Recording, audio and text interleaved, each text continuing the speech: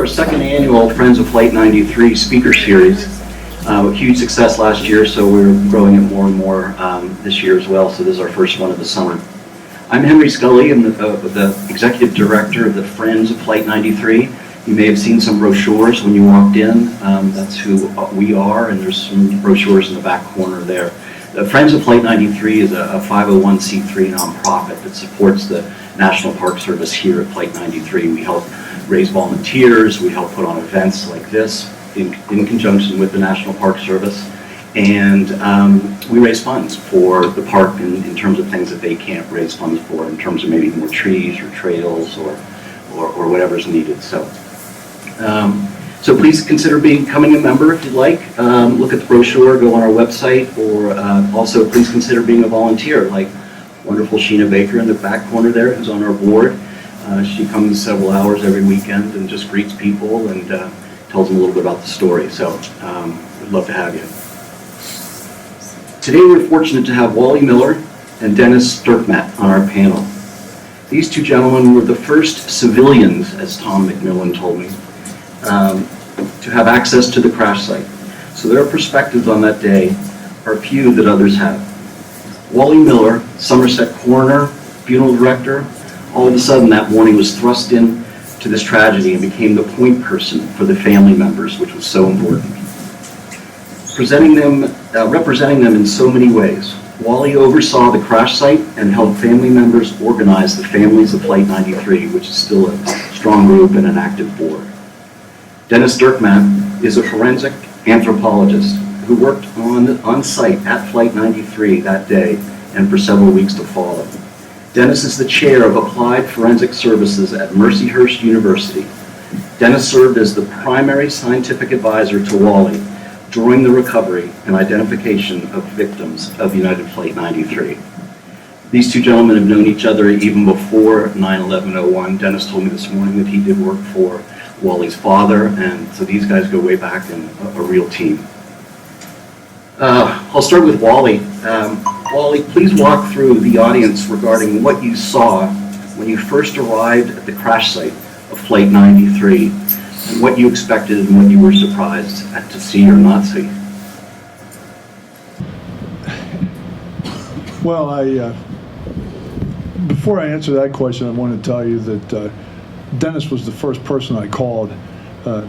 My office is in Somerset, and of course this is maybe 12 or 14 miles away. So I knew when I was going to go out there that there was going to be a large scene there that was well beyond anything that I could control. So I called him right away. It was hard because around Somerset you couldn't make an outgoing phone call. You could make outgoing, but you couldn't get an incoming call because all the lines got jammed somehow. I don't know how. But I called him up because I knew that he was probably going to get called to go up to the World Trade Center because, was that probably accurate? Because he was part of the DMOR crew, which we can talk about a little bit later. But I wanted to get him before he went up there because I figured I was going to need help out here. And it turned out to be a good move because I really did need help. When I got out there, I got met by a couple of state troopers down here on Lambertsville Road. They escorted me in around, there used to be a road that came through here called Skyline Road. Does everybody know about all that? Or is it's all gone now, I guess? Because this whole site has been re-engineered to be something different. The only thing that's the way it was back then is anything that's on the other side of that black stone wall down there, that's the way it was whenever we left it. All this material out here has been changed dramatically over the years. But anyway, we drove down around there, which would now be down where you walk into that entryway, where you walk under that concrete thing that looks like the tree bark. And forgive me, I'm not nearly as erudite as Dennis. I'm just an elected hick, but he's actually a professor, so he'll do better than me. But I walked around down under there, and a couple of troopers brought me up through the trees, and I kept saying to them, well, where's this crash? And they said, well, this is it. You're walking right through it. I said, no, because I figured I would see pieces of fuselage and big engine debris and things like that. But there wasn't anything like that I saw. As we walked up through that tree area, I just saw thousands and thousands of small pieces of aircraft debris that had been shattered. And the thing that sticks in my mind of that day was, to this day, was I could smell jet fuel everywhere. You could there was like this pervasive aroma of jet fuel. And then I could hear plastic dripping out of the trees. You could hear this melted plastic coming down and kind of sizzling when it hit the ground. And boy, I'll tell you, that's something I can hear it even now, just sitting here describing it to you. So, never being involved in any kind of an airline crash, I didn't have any idea of how it was going to unfold. I knew that we had a lot of people out there from Somerset County who just happened to be in the area that came out there. But once the FBI and the state police arrived, they kind of moved everybody back. They set up a perimeter. And whenever you have a case like this, anytime you have any kind of a fatality where you have to have a police investigation, you have to let it kind of the way it is. You can't just walk in there and start picking things up. You got to let everything there so it can be documented. And that was when we called Dennis, and he got up here maybe a couple hours later. And from that point, I knew that he had a lot of experience with airline crashes. Maybe he could go through some of the things that he did that got him qualified, so to speak, for this. Because the biggest airplane crash I ever had in Somerset County was I had a twin-engine experimental airplane go down out here at Somerset Airport a couple years ago. And well, it was a couple years before September 11th, and there were 2 fatalities. The NTSB was involved. It was wrapped up in a day or 2, but I could see that this wasn't going to happen this time. That's a good segue, Dennis, if you can tell us what your responsibilities were. Yes, on that morning, I'd gone to my office and just starting the day. So I had a number of students, undergraduates that were working in the labs, and one of the graduate students said that there was a plane that hit the World Trade Center, and I remembered earlier, I think it was Thurman Munson or so, there was a little plane that hit it, and so no big deal. But then once we started watching the news, saw it was certainly a huge event. And as we watched that, heard reports of a plane going down in western Pennsylvania and then eventually Somerset. And I remember talking to our graduate students, say, let's get prepared, Wally's going to be calling.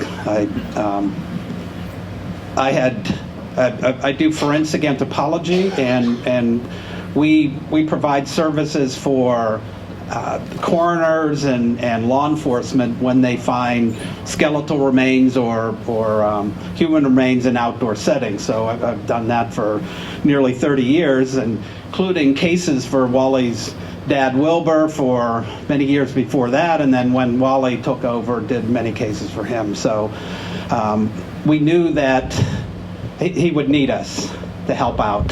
So there was never any option to go to New York or anything like that, so you needn't worry about that. And so we got into the vehicle and came down. We may have been speeding or so, I'm not sure, but we had a reason to be. And so when we came onto the scene, met with Wally, one of the first tasks was just to see the extent of the plane crash and how far afield the debris was. I had been, through our forensic anthropology work and working with the police, we're experts in how to deal with scenes that include 1 or 2 individuals. But I was involved in 1994 in a crash in Pittsburgh, US Air Flight 427. And so I was for the first time there, we were mapping that scene using electronic mapping instruments. That was the first time that it had ever been used. But I also saw that there was a need to sort of organize better the processing of a scene like that, to make sure that you get all of the evidence in its proper location, you know where it comes from. Those are sort of basic basic central tenets of outdoor scenes is to know where they're coming from, establish chain of custody and all that. And so I had done some research, including mock scenes that we did down in Columbus, Ohio, and in St. Louis. And so we had published on some protocols to deal with a big crash scene. And so Wally was familiar with that. And so we responded there, and the role initially was to set up the recovery process for Wally, just to make sure that we figured out how big the scene was, and we made sure that we collected all the evidence in its proper place. And so that was the role coming in. Wally, you can tell us, working with the agencies, the state police, FBI, how did all that go? Be honest. Don't be honest. Well, you have to understand this doesn't work. I hate this. If you read the county code of the Commonwealth of Pennsylvania, which is really what, it's the legal basis that gives any coroner or medical examiner in Pennsylvania, it gives them the basis of what allows them to take control of a scene or be responsible for a scene. And according to the county code, if there are human remains on a crime scene, the coroner is the chief law enforcement, if you will, agent on that scene. Therefore, he would have the ability to keep anybody else out if they wanted to, or invite anybody else in if he wanted to. But what happened here, the FBI kind of got involved, and the Justice Department got involved right away. And the reason for that was, I'm going to guess, was there was an interstate crime committed which made it a felony. I think it's a felony to hijack an airplane. And these were all things that we didn't know anything about that day. All we knew was that a jet crashed right here. And as Dennis came in, I'm used to working with the Pennsylvania State Police. They canvass about 75% of Somerset County, and this is part of their area. So they came out from the Somerset barracks right away, and they have what they call Forensic Services Unit, which is in Greensburg for their particular troop out of the PSP. And they mustered up all their total stations, and they had 4 or 5 of them, I believe. And they came out, and Dennis, of course, was used to working with them too. So this all transpired in maybe the first 3 or 4 hours right after you got there. And we started mapping out that scene the way he was taught to do, and the way we all did through all of our continuing education. Now, not me. I just stood up there going, "Oh, whoa, what are we going to do?" But that's why I needed to have the people around that knew what they were doing. However, when the FBI arrived, they kind of cleared everybody out of the scene. What are you going to do? Say no? Just to give you a little perspective, there was a dirt road. You can't really see it from where you're at up here whenever you're looking down there, but there's a little dirt road that went down into the crash site there. And I wish we had photos of it, but it was dirt, and it was dusty out there for a couple of days. It didn't rain for a couple of days, and there was dust everywhere. And they got tired of driving their black vehicles down that dirt road, and they paved all the area around the command post down into that road into the crash site, and it cost like $96,000 to pave this road. And you might say, well, $96,000, that's not that much. They spent millions and millions of dollars. Well, my budget, the Somerset County Coroner's Office budget in the year 2001, which included all the autopsies that I did, all the toxicology, my salary, my health care, everything was $68,000. So they spent more money paving a road than my whole budget was. So you could see, and that was before we even did anything. So you could see the enormous amount of money and manpower that was going to be needed for this case. They brought in, what would you say? I think at one point there was close to 300 or 400 state police in this area. They wound up being security, and we set up a temporary morgue facility over at the Freedom's Airport, and that that was the Somerset County Airport, which I'm kind of getting ahead of myself. That was where we stored all the items later.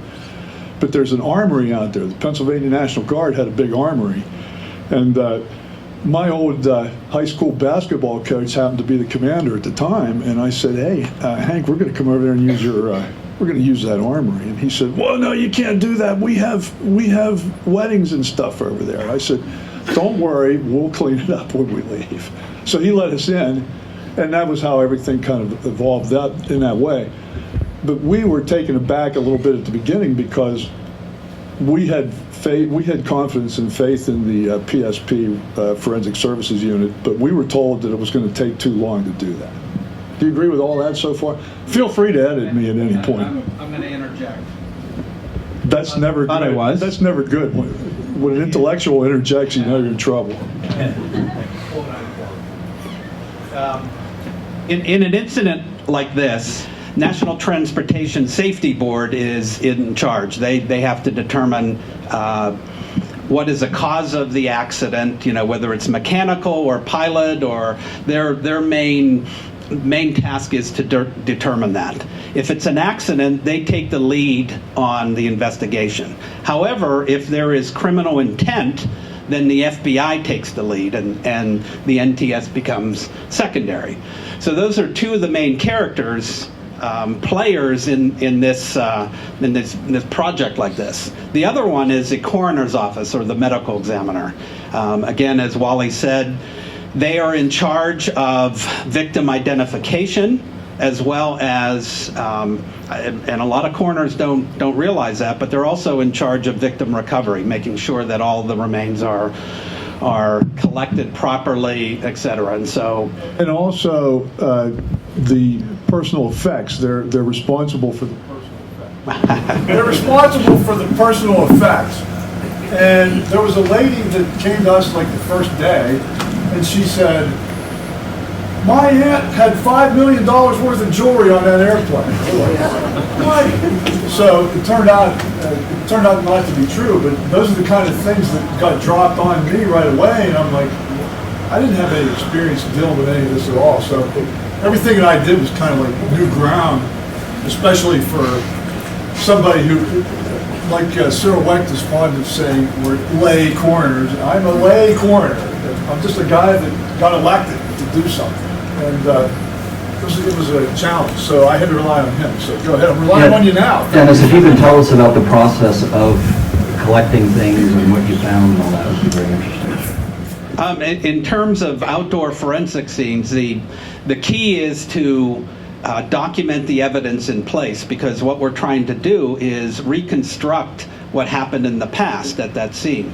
And so it requires steps that we can call forensic archaeology, noting it, documenting it, collecting it, and then interpreting how material is distributed. So, ask one question. Yes. Can you give me a sense of timeline here? When you do this stuff, is it like the next day, the morning, a week later? Typically, like at Mercyhurst, we have a program where the state police or the local coroner can give us a call, and I can send out a team. So if this thing comes down, bang, on the ground, how quickly are you there and doing stuff and blah, blah, blah?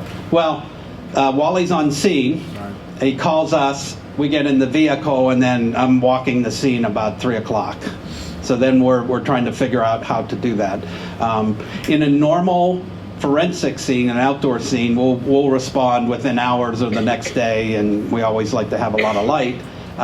So my research into something big like this, the process is essentially dividing it up into reasonable areas and then sending in teams that search.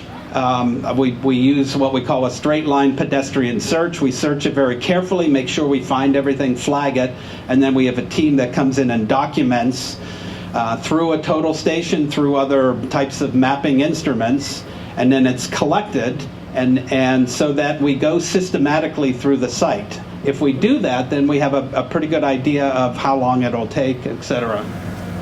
I'm just going to shout. Okay.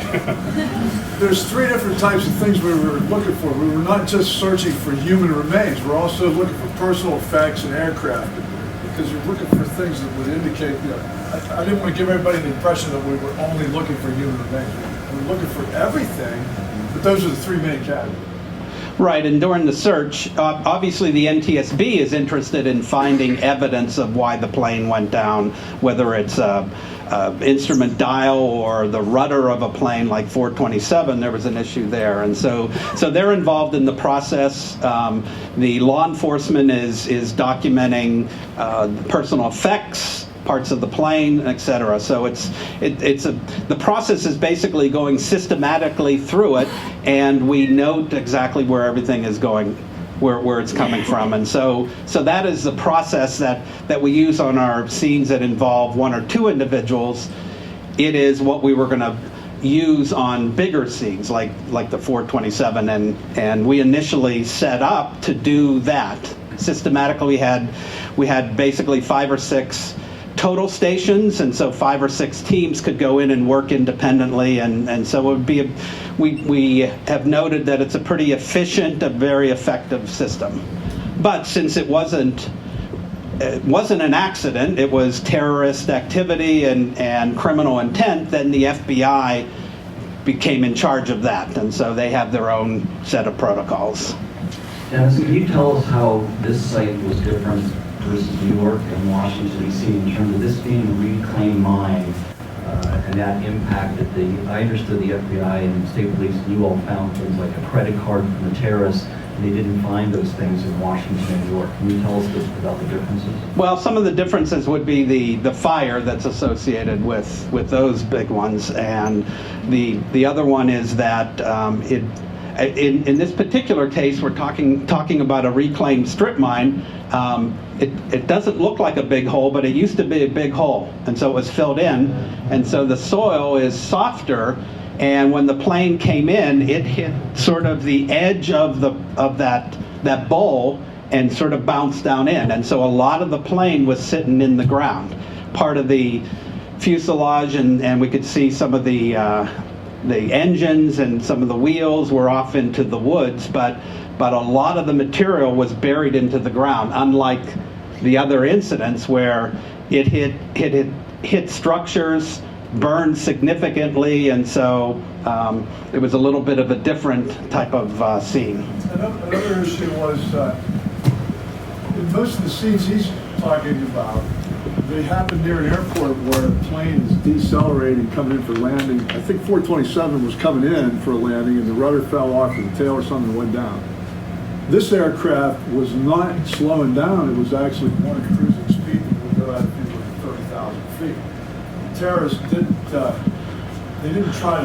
they weren't really trying to be a pilot. They just brought it down underneath what they felt was radar detection area, and that's why they kept it low.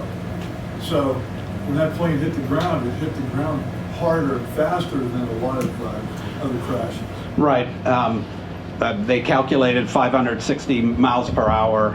The crash in Pittsburgh, in which there was a rudder malfunction, it went down in about 30 seconds and was going about the same amount. And so in terms of the effects on the plane and the human victims, it's very comparable. I was also involved with a crash up in Buffalo in 2009, in which the plane basically stalled, and so it hit the house about 150 miles an hour. So considerably different impact on the plane and the individuals in there. And so this one, these two, Flight 427 in Pittsburgh and 93 were very similar. So we wound up getting, there was a lot more fragmentation of the human remains than what you can see in a plane crash where it was a smaller miles per hour. A guy from the Sledgick NTSB at the time? Yes. He told me that a lot of times, a lot of these crashes you'll have more intact remains because the people are seated. And whenever they hit an impact point, all of those chairs just kind of they collapse on each other. So a lot of those torsos remain intact. So, but that didn't happen here for a couple of reasons. A, we don't think anybody was actually in their chair. And B, if they're all in the front or they're all in the back, wherever they were, when that plane went down, we were told by a guy that, and these are these experts that came in, of which he was one, of course, but they said the tail came through the front end of the plane in half of a second.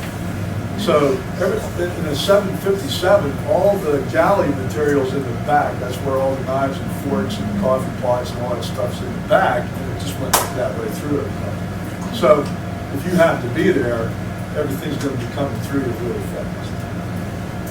Like really fast. Can you gentlemen tell us about when you first met some of the family members here, what day it was, and obviously not any of them from Shanksville, Pennsylvania. The plane was going from Newark to San Francisco, so more East Coast, West Coast. But can you tell me about Wally and Dennis, your first experience and when they started showing up? Well, if I could start off, my role was dealing with the scene as well as then in the morgue trying to complete victim identification. So I really had no interactions with the families at all. Let me qualify that, though. He actually did it later on because, and I don't know how much time we're going to have to get into it. The FBI, we were talking about things that the FBI was looking for. They were looking for the black box, okay? The flight data recorder and the voice cockpit. That's what they really wanted. And when they found that, they initially, I'm not disparaging the FBI. They did fantastic work as far as going out and getting DNA material from these next of kin. They located next of kin. Those people were outstanding. But when they came in here originally, they said, well, we're going to be here about 6 weeks processing this scene. They found the black boxes in 2 weeks, and the next day they left. So, look, I'm not disparaging. That's just how it is.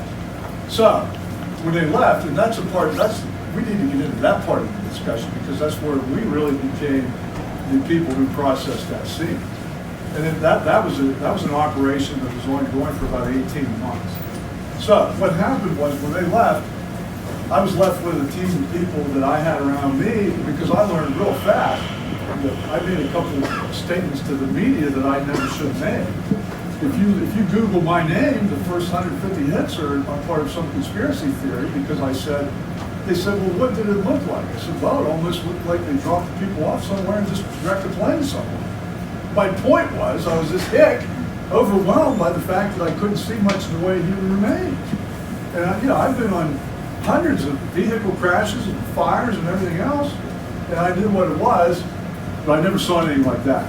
So this rube got educated real quick. So after that, then I had guys like this around me who could really help me to make those kind of statements. In fact, those first 2 weeks that the FBI was here, they had press conferences every day. We're not used to that. They quit going out. They sent Dennis and I out every time, so we wound up having to talk to everyone. And that was how we kind of, we got into the public eye due to the fact that we were just the only guys that were sent out there to talk to people. So that was kind of what happened. And then later on, whenever these family members started coming in, I kept him as part of my team because whenever we had the first anniversary when we let 500 people walk around in there when we felt we had it cleaned up enough, he was there. So he actually did interact with a lot of family members, just not what he's telling you about right now. He was part of it the whole way through. Everybody knew about him. And that's one big beef that I have about this project. If you go in there, you don't see his name in there, and they should. His name should be there headline. But that's just how it is, That's just the way things unfold sometimes. It's like there's Confederate generals that didn't know what they would do with it. The brilliant guys don't get it. Pickett's charge is named after Pickett, but he didn't do it. That's how it was here. Here's Wally's legacy. He's a funeral director, coroner of a relatively small rural county, and so he doesn't see this type of stuff. But he's smart enough to understand people and know people that are going to give you the proper information and not BS you and all that. And so I was, as I said, involved with Flight 427 in Pittsburgh, and working in the victim identification and doing that. The individuals that came in to help that coroner, who was also inexperienced in a small county, he was told, don't interact with the families at all, because that'll only be problems. And so the families were made to wait for 2 weeks until they got information. And so they weren't very happy about that. And so even to this day, however many years later, there are still lawsuits. Wally was, I think, given the same advice to, oh, you don't want to get involved. And he said, no, I'm a funeral director, that's what I do. And so from day one, he interacted with the families and said, whatever you want to know, I'll tell you. I'm not holding anything back. I'll never lie to you, and et cetera. And so the families appreciated that. And so when Wally talks about coming back a year later, this was a celebration. This wasn't, we're going to string Wally up because he was a terrible coroner, didn't interact with us. He was a beloved character. And so he saw right away that the thing to do is to interact with the families. That's the most important thing, and that's where his interpersonal skills come into play. I can see what was going to happen. Now kind of getting back to the question, I guess. We don't have a script, by the way, if you haven't guessed. Yeah. But when family members started coming in right away, and they were out at Seven Springs. That was where they had this family command center. And it was essentially run by the Red Cross. And let me tell you, as this whole thing unfolded over 18 months, I got a lot of pushback. The FBI didn't give me any trouble much about anything, but I got a lot of pushback from United Airlines and from the Red Cross, because they didn't want me to talk to these people. If any of you work for United, God bless you, whatever. But, because a lot of people came out here that did work. But they got in, they got into our, they wanted to be part of that whole interaction with family members so that they could keep a lid on things, because they correctly ascertained that they were going to get sued. In fact, now, back in the day, I don't know how I look out at the crowd, I see that there's a lot of people that are kind of my age or maybe older, but back in the day, you got in an airplane, you just showed them things, you put your bags in, and sat down the plane. Not anymore, because that's why, because of this. Not just this, but the whole September 11th scenario. When I went out there about the second or third day, and I said, hey, I'm getting everybody together in one of these auditoriums, and I'm going to tell them everything that we know so far, and have them ask me some questions. And the guy from the Red Cross says, well, you don't want to do that. They're emotionally upset, and you shouldn't talk to them. And they need to talk to psychiatrists, and they need to talk to religious people. And I said, you know what? That's bull crap. If this was my daughter, and she got killed in Kankakee, Illinois, and I wanted to go out there, I would say, where's my daughter? Where's her stuff? How do I get a death certificate? How do I open an estate? And what do I do to get her home? That's what I wanted. And that's what these people wanted to know. So they wouldn't let me, they actually wouldn't let me have that big meeting. I just wanted to have them in a big room just like this. So we got a room, and we threw it out to anybody that wanted to come visit us. They could come as a family. So maybe a third of them actually did show up and come. And then the rest of them, like I said, the FBI found out, see, this is a touchy situation, because you, as the coroner, you have to deal with the legal next of kin. You can't be talking to second cousin Claude or somebody's live-in girlfriend. That's not how it works. And people get mad at me for that all the time. But I followed the letter of the law. That's what I got elected to do.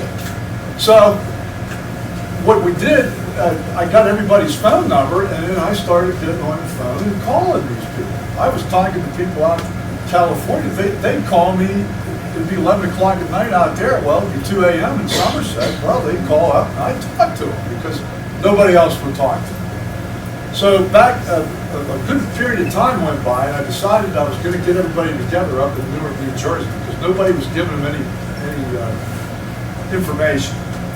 And nobody talks about this meeting. I don't want to take all your time, but I told the NTSB, I got on a conference call with the NTSB, and I just want to use this little story to illustrate it to you.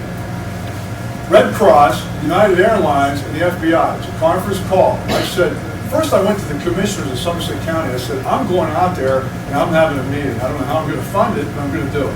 I want you to help me fund it. They thought I had PTSD and thought I needed to go see a shrink. Oh, well, okay, then they're not going to help, obviously. So I got on a conference call with those people. Because what had happened was, I thought Neil Young wrote a song called Let's Roll about Todd Beaton, okay?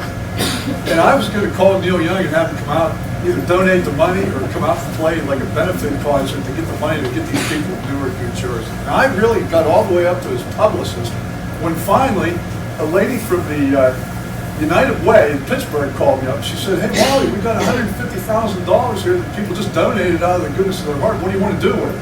And I'm like, well, I got a job for you. So they did it. They put all that together. So I went to this conference call and I said, I'm having a meeting and they're going to come. The Red Cross said, nah, they're not going to come. I said, you watch.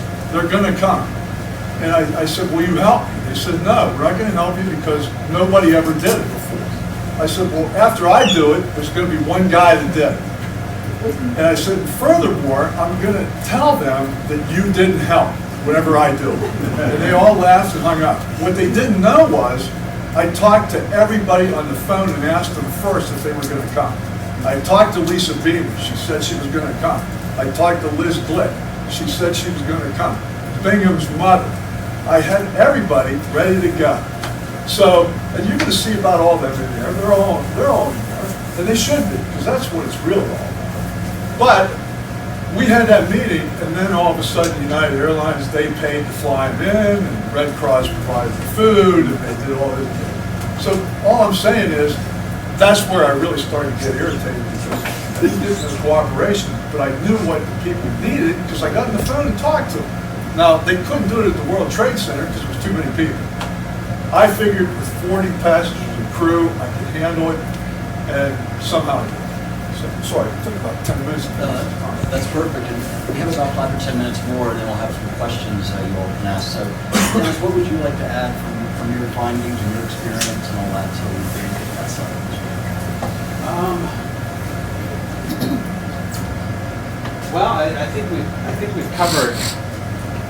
We don't need to get into the weeds about how we did it or anything like that. I think in terms of not only did the field recover, we had a pretty good plan in place. We didn't get to execute it as one, but one thing that we did in this particular incident is the morgue, the temporary morgue that we set up, the protocols that we followed for victim identification worked very well. It was one of the first times that we had it that well organized, and basically when the FBI was recovering material from the scene and documenting it and then sending it to the morgue after a morning, then we would process and identify those remains in the afternoon. And so while they're collecting in the afternoon, we'd do the next morning. And so as it turned out, the FBI finished on one morning 2 weeks later. We had the remains in the temporary morgue that afternoon, and we finished up that day. So it showed me that it was a very, very efficient process and serves as a model for how to do these types of incidents in the future. But we did have to go back and make some secondary recoveries. He's not telling you that. He ramrodded all that. We had to go back there. Once they left, we had to go back with any volunteers that we could muster. We used National Guard people, we used Boy Scouts, we used Region 13 terror people, and he did that, and then he came back and processed all those remains too. Yeah, we had some. I had some issues with how some of the material was being collected, and that was just me. And so after the FBI released the scene and they were done processing it, the process would be turning it over to Wally, who would give it back to the families and et cetera. And so the people in the morgue had not been on the scene, and so we decided to bring them out just to get a sense of the place. And when Wally and I and a coroner from the neighboring county of Cambry, we went out, and there were piles of dirt that had been collected from the hole where the plane was, and expected not to find anything, but we found something. And so Wally said, we can't release the scene. So we spent months, on weekends working to further process the scene and hands and knees and things like that. And so we did find materials. We're talking about a scene in which debris and parts of the plane and human remains are scattered over almost 80 acres. And so it's a difficult task. And if you look down there, you can see the coniferous trees there, in which, as the plane hits and debris goes up in the air, it's deposited in places where we have very difficult times finding them. And so the process after it was released was a very good one, and we found a lot of material, but it wasn't going to end. And Wally actually retained control of that scene. He didn't, the next weekend, release it. He retained it for 5 years, longer? About 5 years. About 5 years before was confident. We had gone back numerous times to search and et cetera. And then also, after we finally identified everybody. It took about, it was March of the next year until everyone was identified. And we only about 65% of the material we recovered was considered unidentifiable. And by that, I can say that, we talked about this a little last night, DNA testing is not as, it's much better today than it was back in 2001.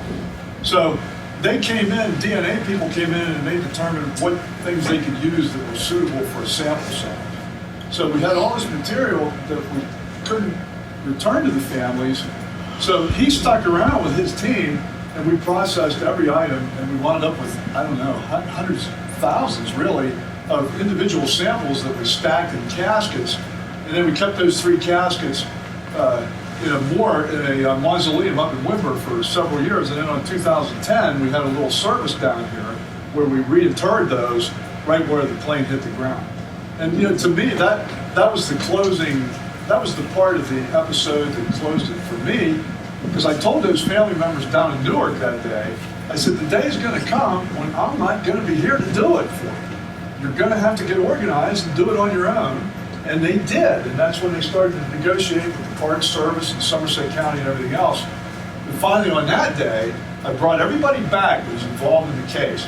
And we had pallbearers for these 3 caskets. The state troopers did one, the FBI guys were there, they did one, and then my team of guys had the other.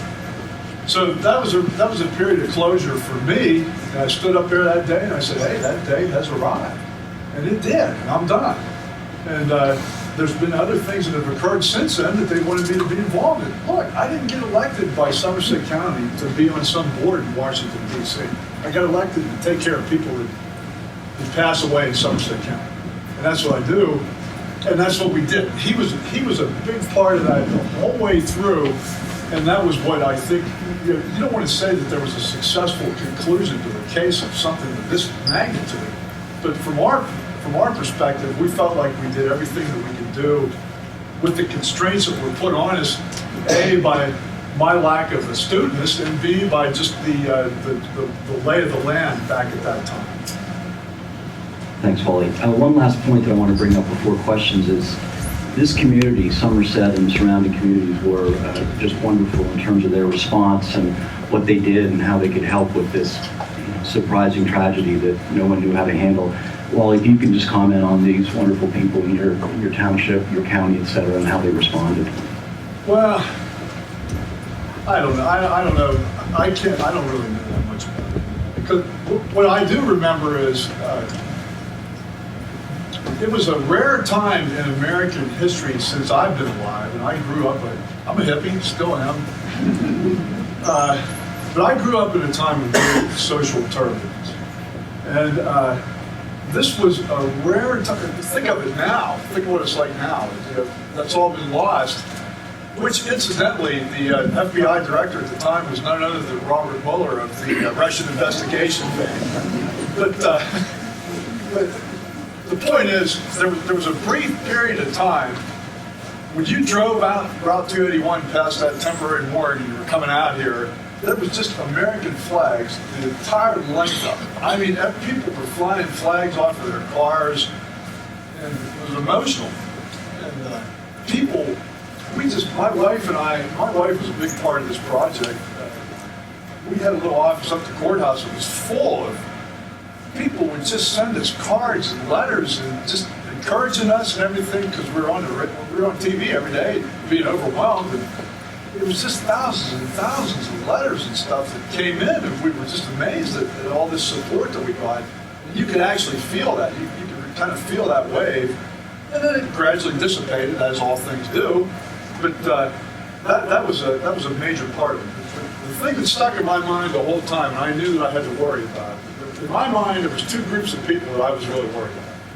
A, these family members, because they treated them, when I say they, I mean pretty much everybody except us, they treated them like they were a group, like they knew each other, like they were some kind of club. No, they were random guys on an airplane. Half of them had fractured families.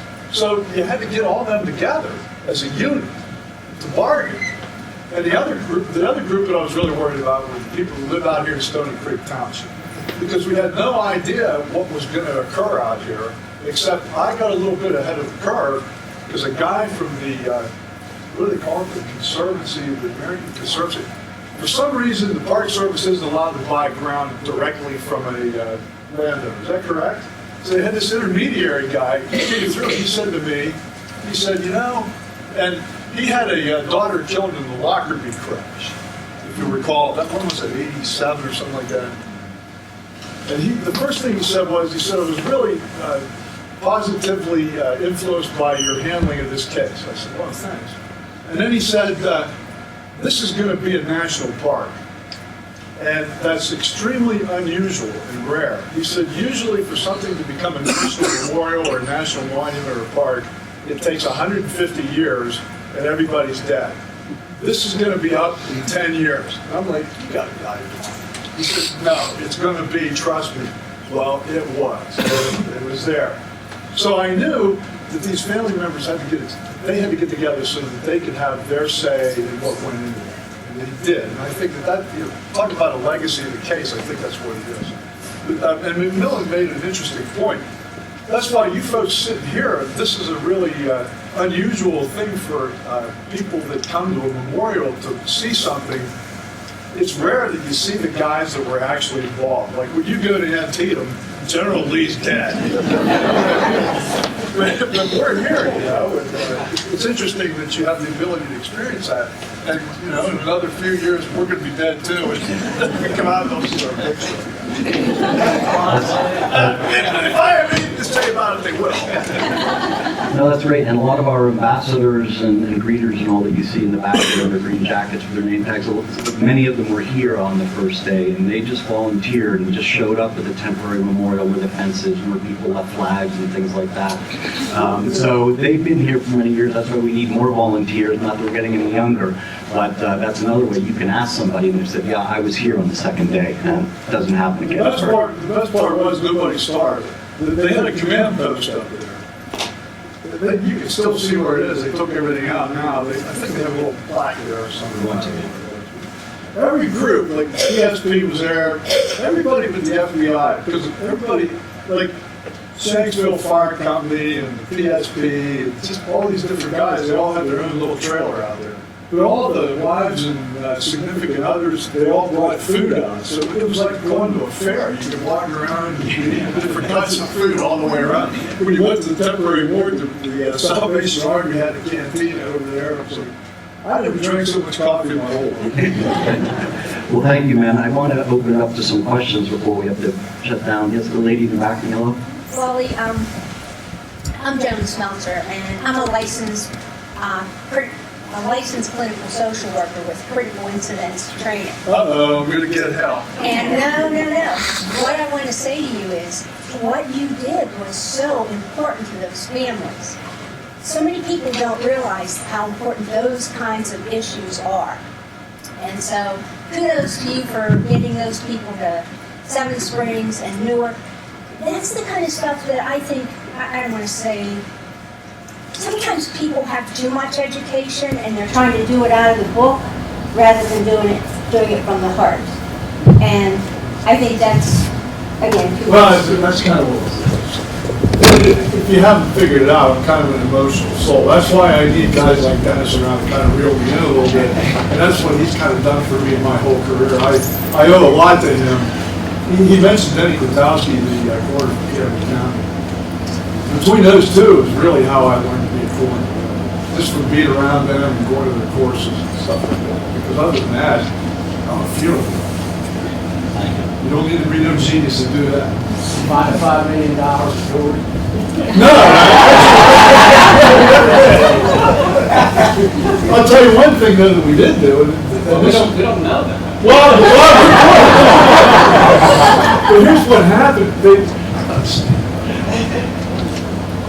We put together a catalog with everything in it. I mean, if we found shoes and belt buckles and cufflinks, whatever we found, it went into a catalog and it went out to these next kids. There would be rings where 5 different families would play in the ring. What are you going to do with that? So we had to get them together. Well, yeah, you had to sort it out a little bit. Those are the kind of things that we really had to be careful with. And, it's like anything else. You have to, and I know from being in the funeral home and also in coroner's case, everybody's different. Everybody reacts to something different. Some people you connect with, some you don't. You just have to be able to read that, fly by the seat of your pants, and try to make sure that that person gets what they perceive that they need. Any questions? Yes. You mentioned the emotional. Isn't it difficult for you two gentlemen to come and speak for an hour on this, from the emotional side? Well, I'm often asked that,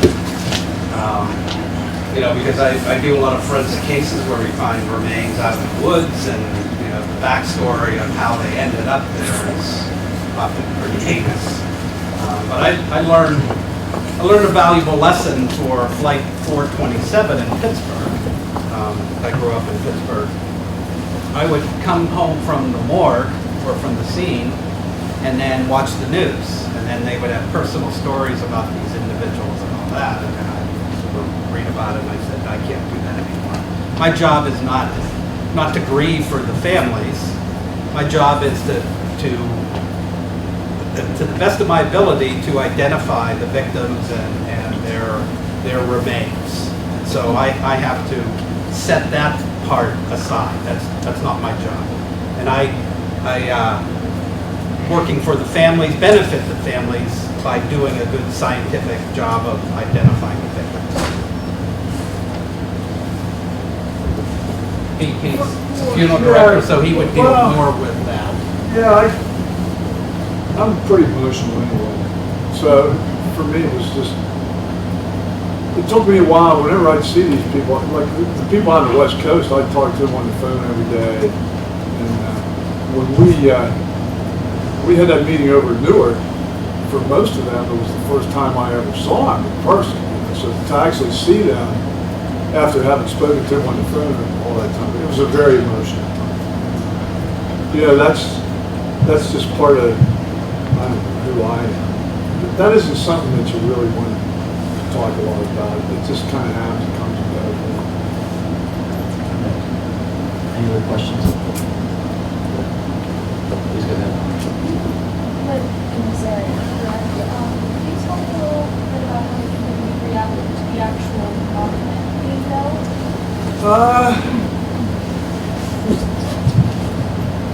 I don't know very much about it because, like I said, they wanted me to, when I say they, I don't even know who they are. They were just the guys who built this. I don't know who they were. But people wanted me, some of the family members did too, they had a commission that did all this, is that right? They had a commission where they had all these different people. There was some guy named Ed Linenthal, I think his name was. He wrote a book about the Oklahoma City bombing or something. He was some kind of an expert. He was one of the guys. They had a couple family members, and they were always going down to D.C. They had meetings, and they were trying to get congressional money and all this different stuff. And I said, hey, look, like I told you, that's not what I do. My job is to work for Somerset County, the same guys that accused me of having PTSD. It took me a while to get over that, but maybe I do. You know, I don't know. My hair didn't get gray. But I tell you, I think that there was a lot, and like I said, there was a lot of apprehension out here because I don't think they realized, I think they were afraid that it was going to take on a scenario that, don't get mad at me, but like Gettysburg, where you have the souvenir shops pushing right up against what it is. But I don't think that as it finally evolved, that didn't really happen. I don't think they had to make a lot of zoning changes or anything out here. This is a pretty remote area. You know, I got to be honest. I'm shocked at what they finally did. It's really nice. It was more than what I ever thought of. But when they came in, they came to me when they started building this thing. Well, what do you think about this or that? And I said, I don't care what you do over here on this side. They had that wall down there. I said, anything on that side of the wall, you have to treat like a cemetery. Because of what he said, we did not recover all those remains. There was a significant portion of those remains that got kind of, was it correct to say vaporized? I mean, they were vaporized. They were consumed by impact, by the explosion and all that. So it's a cemetery. You can't mess with that. Whose land was all this? There were 7 different landowners. The main part here was owned by a coal company called PBS, which I believe are now defunct. I don't remember what they were. They owned the area there where the big cranes were and where the plane hit the ground. But down in below there, where the 80 acres that he was talking about in the evergreen trees, there was like 6 different landowners. And what had happened was this one guy, his name's Tim Lambert, he wound up becoming pretty good friends with me. His grandfather built a bunch of little cabins down there. And they sold them off in little parcels and people were using them for like summer homes and stuff like that. So they had to get that land from them. And, you know, different of those people had different ideas about what they should do with that land. I convinced Lambert to donate some of his ground and give it to the family so that they had a bargaining chip, and he did. But there were others wanted $50 million. So it wound up. Some of them had to, the government actually had to condemn some of the land and kind of take it from them by eminent domain. Others negotiated, you know, in good faith. Look, I'm not here to disparage anyone. That's why I stayed the heck out of it, because I knew them all. And I buried 3 of the 6. I buried members of their family. So if you think I'm getting involved in that kind of a fight, Tim Lambert is speaking here at our later on in the summer. Yeah, come hear him. He's really speaking with Dennis Roddy, who works for the Post Gazette. And he's an interesting guy. He wound up winning a couple of Murrow Awards as a result of all this, because I took him along with Dennis and him, and those are the guys that I took with me everywhere that I went. He wound up getting nationally acclaimed awards as a result of his work on this case, which I felt like he deserved, because he's a guy who understood the perspective of history. I think a lot of the other people didn't really get what the historical significance of this is going to be. And how could it? Because, like I said, when everybody's dead in 100 years, you look back, hey, that was a historical moment in America. But you couldn't see that then. Heck, I was down here 3 days before I even knew what happened. I didn't even turn on the radio. I want to thank you both. You're a great team.